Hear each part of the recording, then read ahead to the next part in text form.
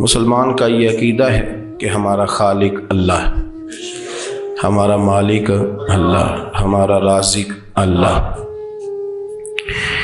جب یہ ساری چیزیں، ساری عطائیں، ساری نعمتیں اللہ کی ہیں تو پھر مسلمان کی ساری توجہ بھی اللہ ہی کی جانب ہونی چاہیے۔ اسے کوشش کرنی چاہیے کہ وہ ہر معاملے میں، ہر مسئلے میں، ہر پریشانی میں اپنی توجہ اپنے رب کریم کی جانب مبذول رکھے۔ انسان جب اپنے علم پر بھروسہ کرنے لگتا ہے، یا اپنی عقل پر بھروسہ کرنے لگتا ہے، یا اپنے تعلقات پر بھروسہ کرنے لگتا ہے، یا اپنی دولت پر، مال پر، صحت پر، تو ایک بہت بڑے دھوکے کا شکار ہو جاتا ہے۔ اور انسان جب انسانوں پر بھروسہ کرنے لگتا ہے تو پھر اللہ تعالیٰ اسے بعض اوقات انسانوں کے سپرد کر دیتا ہے، انسانوں کے سپرد۔ اور بہت سارے ایسے لوگ بھی ہوتے ہیں جو رب کریم کو بھولتے ہیں اور وہ اپنی ساری توجہ انسانوں کی طرف، دنیا کی طرف، دنیا داروں کی طرف کر لیتے ہیں، تو اللہ تعالیٰ فرماتا ہے پھر میں انہیں یہ سزا دیتا ہوں کہ وہ مجھے بھولنے نکلے تھے تو میں نے انہیں ان کا اپنا آپ بھی بھلا دیا، اپنا آپ بھی۔ سورہ حشر کو دیکھیے گا، فرمایا وَلَا تَكُونُوا كَالَّذِينَ نَسُوا اللَّهَ فَأَنسَاهُمْ أَنفُسَهُمْ، ان لوگوں کی طرح نہ ہو جانا جنہوں نے اللہ کو بھلا دیا تو اللہ نے پھر انہیں ان کا اپنا آپ بھی بھلا دیا، انہیں اپنی بھی ہوش نہیں رہی، وہ ایسے مسائل میں گھر گئے، وہ ایسی آزمائشوں میں الجھ گئے، وہ ایسی دنیا داری کے اندر الجھے کہ انہیں اپنا بھی پتہ نہ چلا۔ اب تو ڈھونڈتا پھرتا ہوں اے اقبال اپنے ہی آپ کو، اب تو ڈھونڈتا پھرتا ہوں اے اقبال اپنے آپ کو، آپ ہی گویا مسافر، آپ ہی منزل ہوں میں۔ جب انسان خدا فراموش ہوتا ہے تو خود فراموش ہو جاتا ہے۔ ہمارا بڑے زمانے سے تکیہ ہے، کبھی امریکہ پر، کبھی یورپ پر، کبھی برطانیہ پر، کبھی مالداروں پر، کبھی اسلحے والوں پر۔ اس کا نقصان یہ ہوا کہ اپنا کوئی وجود نہیں رہا، اپنا کوئی نظریہ نہیں رہا، اپنی کوئی سوچ نہیں رہی۔ ایسے محسوس ہوتا ہے کہ کوئی منشور نہیں، کوئی دستور نہیں، لگام منہ میں ہے اور اس کا سرا کسی کے ہاتھ میں ہے، وہ جدھر چاہتا ہے ہمیں گھما لیتا ہے۔ اللہ فرماتے ہیں یوں نہ ہو جانا کہ تم رب کو بھلا دو اور پھر تمہیں اپنا آپ بھی بھول جائے۔ اولئک ھم الفاسقون، فرمایا یہ وہ لوگ ہیں جو نافرمان ہیں اللہ کے، یہ نافرمان ہیں۔ جب یہ نظریہ بن گیا، جب یہ ذہن بن گیا کہ پیدا اللہ نے کیا ہے، دینا اللہ نے ہے، عطا کرنے والا اللہ ہے، نوازنے والا اللہ ہے، تو پھر ساری توجہ دنیا داروں کی طرف رکھنا، میں اللہ والوں کی طرف توجہ رکھنے کا قائل ہوں، میں وہ سمجھتا ہوں، ہم اس چیز کے قائل ہیں، لیکن وہ بھی کوئی آستانہ ہے کہ جہاں حق مرشد کا نعرہ تو بڑا لگے پر رب کا نام ہی نہ سننے کو ملے۔ یہ بھی کوئی بات ہوئی کہ جہاں یہ تو نعرہ زور سے لگے کہ جیوے جیوے مرشد جیوے، لیکن استغفار کا درس ہی نہ ملے۔ جہاں ہر وقت یہ بتایا جائے کہ یہاں آ گئے تو بچ گئے، کیسے بچیں گے؟ میرے رسول پاک علیہ السلام کا دروازہ سب سے بڑا دروازہ ہے، حضور کا دروازہ سب سے بڑا دروازہ ہے، لیکن میرے دوستو یاد رکھنا، نبی پاک علیہ السلام نے بھی لوگوں کو جب رستہ دکھایا ہے تو رب کریم کا رستہ دکھایا ہے، اللہ کا رستہ دکھایا، اللہ کریم کا رستہ دکھایا، لوگوں رب کی طرف توجہ کرائی۔ میرے رسول کریم سید عالم صلی اللہ تعالی علیہ وسلم نے لوگوں کی اللہ کی جانب توجہ کرائی اور لوگوں سے یہ کہا کہ وہ اپنے رب کریم کی جانب اپنا ذہن رکھیں، اپنی توجہ اپنے اللہ کی جانب مبذول کریں۔ میری بات کو اچھے طریقے سے سمجھیے گا، علم اللہ تبارک و تعالیٰ عطا کرتا ہے تو اسے اللہ کی عطا ہی سمجھنا چاہیے۔ کچھ لوگوں کے پاس علم ہوتا ہے پر علم نافع نہیں ہوتا، وہ ٹامک ٹونجا مارتے رہتے ہیں ساری زندگی۔ علم کو اللہ کی عطا سمجھیں، اپنی عقل پر، اپنے شعور پر زیادہ بھروسہ نہ سمجھیں، نظر اللہ پہ رکھیں۔ حضرت مولا علی شیر خدا کرم اللہ تعالی وجہہ الکریم سے کسی نے پوچھا تھا بڑا عالم کون ہوتا ہے؟ ہمارے ہاں تو اب وہ والے عالم پائے جاتے ہیں نا اللہ ماشاءاللہ، جو ممبر پہ بیٹھتے ہیں تو دعوے ہی دعوے، ممبر پہ بیٹھتے ہیں تو دعوے ہی دعوے، اس طرح کے عالم ہمارے ہاں پائے جاتے ہیں۔ وہ ہر بات میں دعویٰ کرتے ہیں، میں یہ کر دوں گا، میں وہ کر دوں گا۔ یہ مزاج علماء کا نہیں۔ حضرت علی المرتضیٰ سے کسی نے پوچھا بڑا عالم کون ہوتا ہے؟ فرمایا بڑا عالم وہ ہوتا ہے کہ جسے مسئلے کا پتہ نہ ہو تو وہ کہہ دے مجھے نہیں پتا، میں پتہ کر کے بتاؤں گا، غلط بات بیان نہ کرے۔ امام مالک سے کسی نے کوئی مسئلہ پوچھا تو آپ فرمانے لگے مجھے اس سوال کا جواب نہیں آتا، ہمارے بزرگ سمجھاتے کیا ہے؟ وہ کہنے لگا آپ اتنے بڑے امام ہیں تو اس سوال کا جواب نہیں آتا۔ آپ فرمانے لگے اگر مجھے ہر سوال کا جواب آتا پھر تو میں خدا ہوتا، مجھے ہر سوال کا جواب نہیں آتا، مجھے تو اتنا آتا ہے جتنا میرے رب نے مجھے عطا کر دیا۔ اپنی نظر اللہ پہ رکھیں، نکل آئیں اس معمے سے باہر کہ میں کوئی بلا ہوں، مجھے بڑا پتہ ہے، میرے پاس 6 ڈگریاں ہیں، مجھے 10 جگہ پہ تدریس کا شغف حاصل ہے، اس سے نکلیں باہر۔ قرآن مجید دیکھیے گا، اللہ تعالیٰ نے ارادہ قدرت فرمایا کہ میں حضرت آدم کو بناؤں گا، پھر بنانے کے بعد فرمایا فرشتوں سجدہ کرو آدم کو، سب نے سجدہ کیا الا ابلیس ابا واستکبر وکان من الکافرین، سب نے سجدہ کیا سوائے ابلیس کے، اس نے انکار بھی کیا، تکبر بھی کیا اور کافروں میں سے ہو گیا۔ تو یہ جب اللہ تعالیٰ نے سجدہ کرایا تو کیسے کرایا؟ اللہ تبارک و تعالیٰ نے نا حضرت آدم کو علم سکھایا خود، وعلم آدم الاسماء کلہا، خود اللہ فرماتے ہیں کہ میں نے جناب آدم علیہ السلام کو تمام اشیاء کے نام سکھائے، سب اشیاء کے نام سکھائے۔ تو وہ چیزیں پھر میں نے نا، اللہ فرماتے ہیں میں نے فرشتوں پہ پیش کی، میں نے کہا کہ بتاؤ ان کے نام کیا ہے، تو فرشتوں نے جو جواب دیا وہ سمجھنے والا ہے۔ اللہ نے چونکہ خود علم سکھایا تھا حضرت آدم کو، جناب آدم سکھایا تھا، لیکن فرشتوں کو نہیں سکھایا تھا۔ تو اللہ کریم نے فرمایا فرشتوں اب یہ بتاؤ ان چیزوں کے نام کیا ہیں؟ تو فرشتے کیا کہتے ہیں؟ فرشتے عرض کرتے ہیں قالوا سبحانک لا علم لنا۔ آپ کبھی یقین کریں اس چیز کی لذت لیں تو مزہ آ جائے۔ کہا قالوا سبحانک، کہنے لگے تو پاک ہے، قالوا سبحانک، کہنے لگے تو، بھئی آدم علیہ السلام کو نام سکھا لیے، پھر فرشتوں کے سامنے وہ چیزیں پیش کر کے کہا ان چیزوں کے نام بتاؤ، تو فرشتے کیا کہتے ہیں؟ کہتے ہیں قالوا سبحانک، تو پاک ہے، لا علم لنا، ہمارے پاس کوئی علم نہیں، الا ما علمتنا، ہمیں تو اتنا پتہ ہے جتنا تو نے ہمیں سکھا دیا، ہمیں تو اتنا پتہ ہے جتنا تو نے ہمیں، لا علم لنا، ہمارے پاس کوئی علم نہیں ہے، اتنا ہی پتہ ہے جتنا تو نے ہمیں سکھا دیا ہے، اس سے زیادہ ہمارے پاس علم۔ اور یہ کیوں تو نے ہمیں جتنا سکھایا اتنا پتہ ہے؟ فرشتے یہ نہیں کہتے یا اللہ تو زیادہ سکھا، آدم کو دیا تو ہمیں بھی دے، یہ نہیں فرمایا، فرمایا انک انت العلیم الحکیم، اے اللہ تو علم والا بھی ہے اور حکمت والا بھی ہے، تجھے پتہ ہے کس کو کتنا دینا ہے، جتنا تو نے مناسب سمجھا جناب آدم کو دیا، اور جتنا تو نے بہتر سمجھا وہ تو نے ہمیں عطا فرمایا۔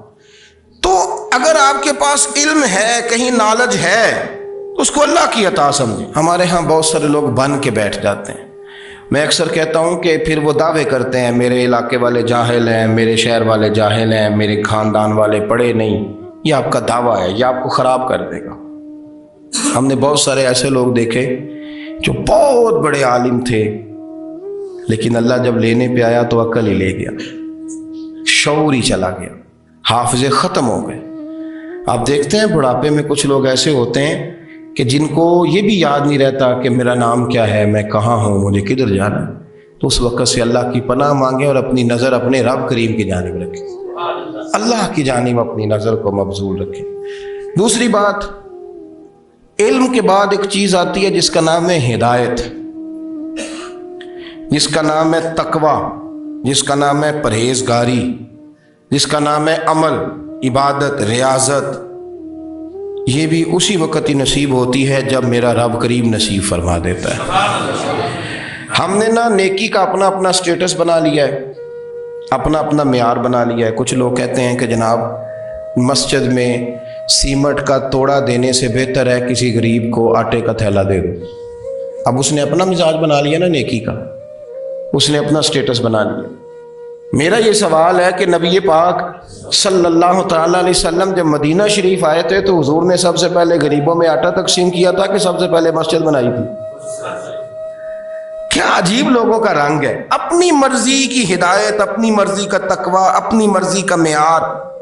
مسجد کوئی بڑا چھوٹا خطیب بھی میری طرح کا ہو نا تو وہ مسجد میں بیٹھ کے جب نبی پاک کی بات کرتا ہے تو کہتا ہے میرے رسول پاک غریبوں کا سہارا بن کے آئے۔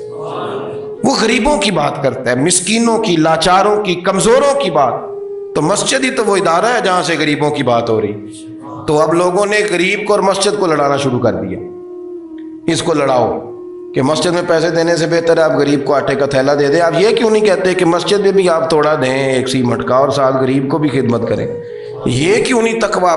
اپنی اپنی مرضی کا مزاج، اپنی اپنی۔ کچھ لوگ کہتے ہیں چھوڑو جی، ساری زندگی انسان نماز پڑھتا رہے اور پھر گالیاں بھی دیتا رہے، بندہ داڑھی بھی رکھ لے اور جھوٹ بولنا بھی نہ چھوڑے۔ تو یہ آپ نے اپنے پاس سے تقوی کا معیار بنایا ہے۔ گالی دینے کا گناہ ہے اور داڑھی رکھنے کا ثواب ہے۔ تو اگر آپ داڑھی رکھے ہوئے ہیں اور آپ کوئی غلطی کر رہے ہیں تو اس سے آپ کی داڑھی کا ثواب ختم، اللہ کرے آپ کو سمجھ آئے میری بات۔ آپ کوئی غلطی کر رہے ہیں، داڑھی کا ثواب اس سے ختم، وہ اپنی جگہ پہ قائم ہے چیز۔ اپنی مرضی کا کیوں تقوی کا معیار بناتے ہیں؟ تقوی کا مزاج اپنی مرضی کا نہ بناؤ۔ اللہ کی بارگاہ سے دعا مانگو کہ یا اللہ ہمیں ہدایت کا نور عطا فرما، اللہ تو ہمیں رستہ دکھا، تو بتا کہ ہدایت کیا ہے۔ تو رب فرماتا ہے اللہ ولی الذین آمنوا، اللہ مومنوں کا مددگار ہے، یخرجہم من الظلمات الی النور، وہ انہیں اندھیروں سے نکالتا ہے اور نور کی طرف روشنی عطا فرماتا ہے۔ اندھیروں سے نور کی طرف اللہ لاتا ہے۔ اللہ ولی، اللہ مومنوں کا ولی ہے، وہ انہیں اندھیروں سے نور کی طرف نکالتا ہے۔ ہدایت ہمیشہ اللہ کی طرف سے سمجھے۔ جب وہ نماز کی توفیق دیتا ہے تو اپنے فضل سے دیتا ہے، جب وہ ذکر کی توفیق دیتا ہے تو اپنے فضل سے۔ ہم سمجھتے ہو جی فلانا نہیں پڑھ رہا بڑا بیوقوف ہے، فلانا نہیں پڑھ رہا، تو تم کیا اپنی عقل کے طور پہ پڑھ رہا ہے؟ میں جی اللہ کے فضل سے 2 سپارے پڑھتا ہوں، تو کس پہ احسان کرتے تو 2 سپارے پڑھ کے رویا کر۔ کہا اگر مالک تو بڑا قریب نہیں، بڑے لوگ ہیں جن کو پورا قرآن حفظ ہے پر انہیں پڑھنے کی توفیق نہیں، تو انہیں فضل کیا اور مجھے توفیق دے دی ہے پڑھنے۔ رویا کر، پڑھ کے رویا کر، راتی ساری کر کر زاری، وہ نیند اکھاں تھی توندے تے فجرے اوہی گناہگار کہاون سب تو نیوے ہوندے۔ مہربانی کریں، ڈریں، نیکی کریں تو پھر ڈریں، پھر احساس پیدا کریں، پھر اپنے اندر وہ کمزوری لائیں کہ توبہ توبہ مجھے تو پتہ ہی نہیں، تو جانتا ہی نہیں۔ حضرت سیدنا امام اعظم ابو حنیفہ رحمۃ اللہ تعالی علیہ کے ساتھ ایک شخص کہتا میں نے نماز پڑھی، تو عشاء کی نماز تھی۔ یہ جو لوگ بڑے ہوتے ہیں نا،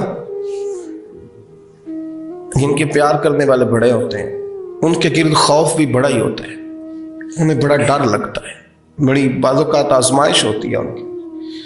عشاء کی نماز کہتے پڑھی تو امام صاحب نے نا عشاء کی نماز میں تلاوت کی آیتیں فَمَن يَعْمَلْ مِثْقَالَ ذَرَّةٍ خَيْرًا يَرَهُ وَمَن يَعْمَلْ مِثْقَالَ ذَرَّةٍ شَرًّا يَرَهُ، فرمایا جو ذرہ برابر خیر کرے گا وہ بھی قیامت میں دیکھے گا، اور جو ذرہ برابر شر کرے گا وہ بھی قیامت میں اس شر کو دیکھے گا، اس کے سامنے آئے گا۔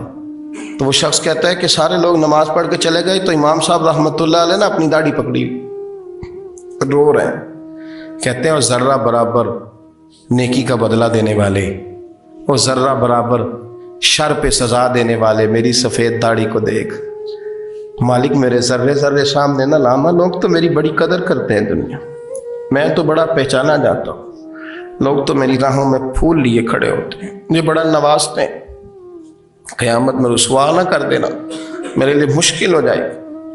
وہ کہتے ہیں میں نے امام صاحب کا درد دیکھا، مجھے کوئی کام تھا تو میں چلا گیا، میں نے کہا کہ وہ اس وقت اللہ کے حضور حاضر ہیں تو میں دوبارہ آؤں گا۔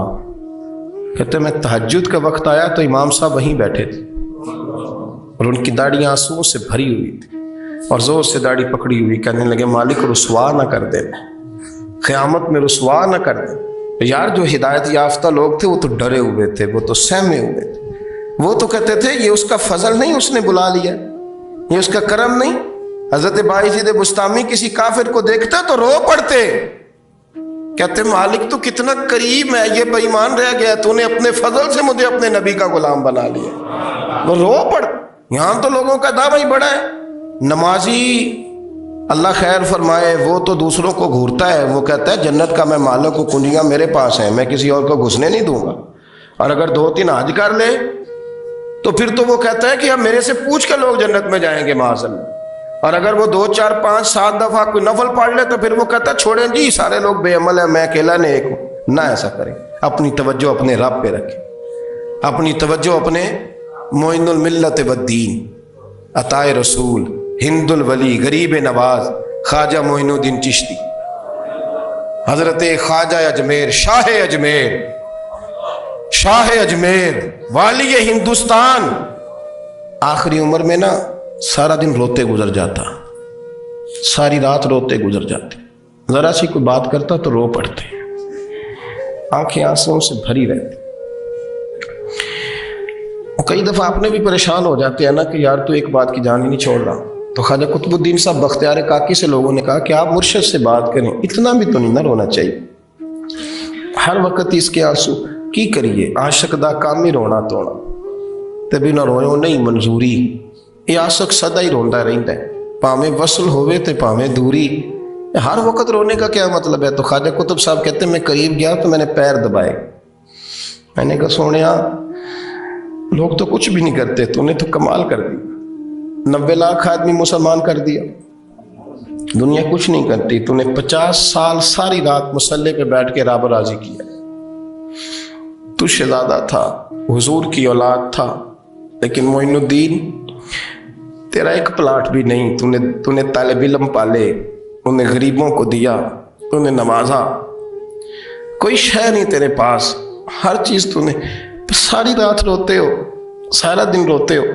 تو خواجہ قطب الدین صاحب کہتے ہیں میں نے جب عرض کیا تو خواجہ صاحب مجھے گلے لگا لی، چیخ مار کے روئے، کہنے لگے قطب الدین پتر داڑھی سفید ہو گئی، جانے کا وقت آ گیا، جو تو نے نیکیاں گنوائی ہیں وہ ہیں صحیح میرے پاس، پر یار کی بارگاہ میں پیش کرنے کے قابل ایک بھی نہیں، ایک بھی نہیں۔ تو بارگاہ تو دیکھ کتنی بڑی ہے، رسول کریم کی بارگاہ میں پیش کرنے کے قابل ان میں سے ایک بھی نہیں، تو آستانہ دیکھ کتنا بڑا ہے، کیا پیش کروں گا، کیا عرض کروں گا حضور کی بارگاہ میں، کس طرح؟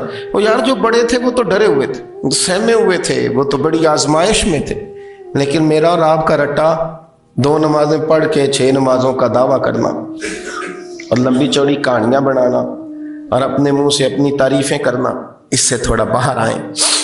رزق بھی میرا اللہ ہی دیتا ہے، علم بھی اللہ دیتا ہے، رزق بھی۔ بڑے بڑے فقیروں کو مالدار ہوتے دیکھا، بڑے بڑے مالداروں کو فقیر ہوتے دیکھا، بڑے بڑے، میرے ایک بڑا سخی قسم کا سجن ہے، بڑا پیارا ہے، میں اسے سخی مانتا ہوں، میں نے اپنی پریشانیوں کے دنوں میں بھی اس شخص کو سخی دیکھا۔ ایک دن رات کو مجھے ٹیلی فون کر کے کہنے لگا کدھر ہو؟ میں نے کہا میں گھر ہوں۔ نہیں اکثر سفر میں ہوتے ہو نا؟ میں نے کہا طبیعت کیسی ہے؟ ٹھیک ہے، بس حال چال پوچھنا تھا۔ میں نہیں سمجھا، میں نے کہا یار یہ کوئی مسئلہ ہے، ورنہ رات کے 2 بجے کوئی حال پوچھنے کو فون تو نہیں نہ کرتا، کوئی مطلب ایسا تو مسئلہ نہیں نا؟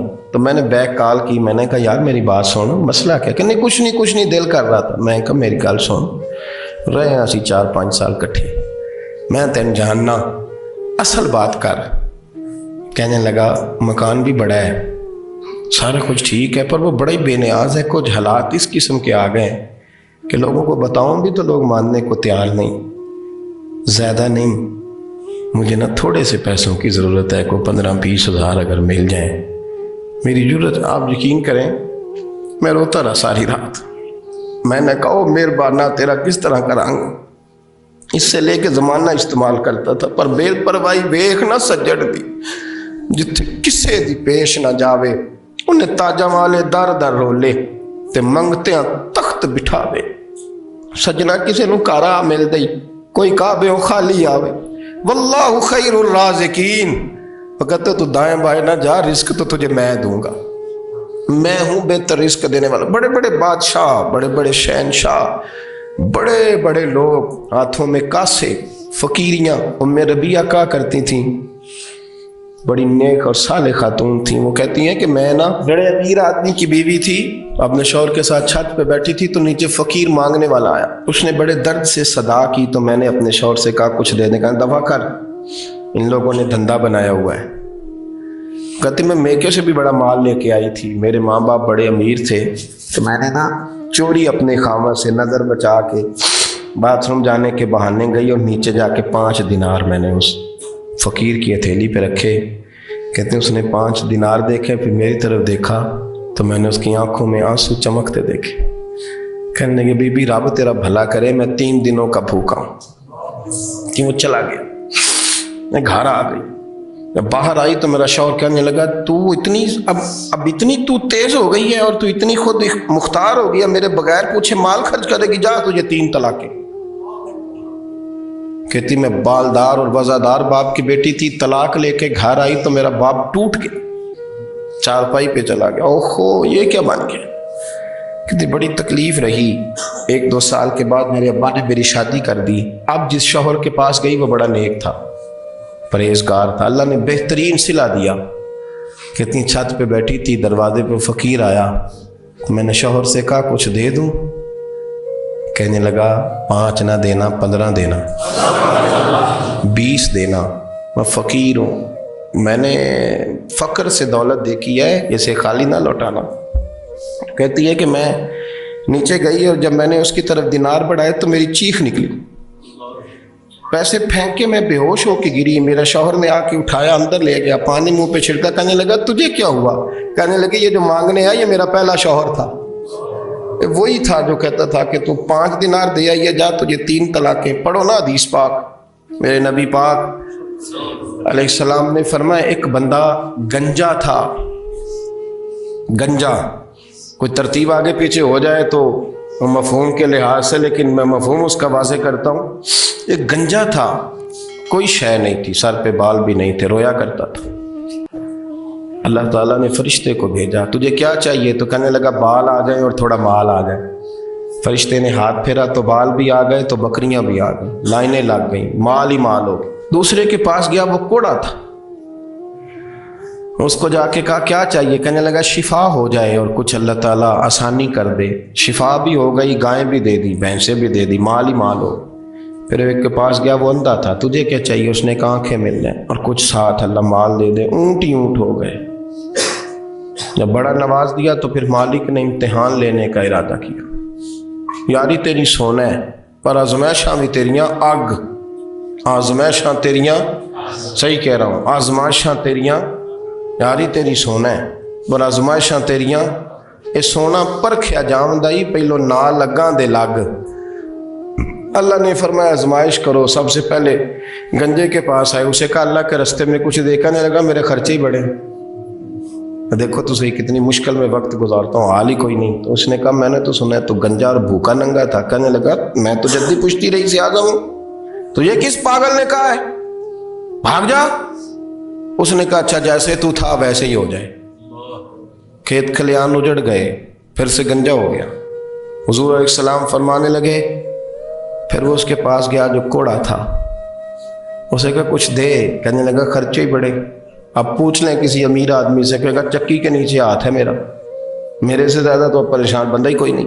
क्या बताऊँ आपको, इतना टैक्स है, इतना जुर्माना है, फलानी शय, बड़ा कुछ गिनवाते हैं लोग। उसने कहा मैंने तो सुना तो पहले कोड़ा था। उसने कहा अच्छा दौड़ जा, मैं तो रईस आज़म हूँ, दादा भी परदादा भी और सारी नस्ल ही। उसने कहा अच्छा जैसे तू था वैसे ही हो जाए। फिर वो गया अंधे के पास और जाके कहा अल्लाह के नाम पे कुछ दे। तो कहने लगा रब के नाम पे, ये खड़े हैं ऊंट जितने तेरे दिल करे ले जा। उसने कहा क्या माना इस बात का। कहने लगा यार तुझे क्या बताऊं, मैं तो अंधा था, मैंने तो कभी दुनिया देखी नहीं थी। फिर उस करीम ने फजल किया तो मुझे बड़ा कुछ दिखाया। मैं क्या बताऊं, मेरा दिल कर रहा है कह दूं कि फिर उसने काबा दिखाया, फिर उसने रोज़ा रसूल दिखाया,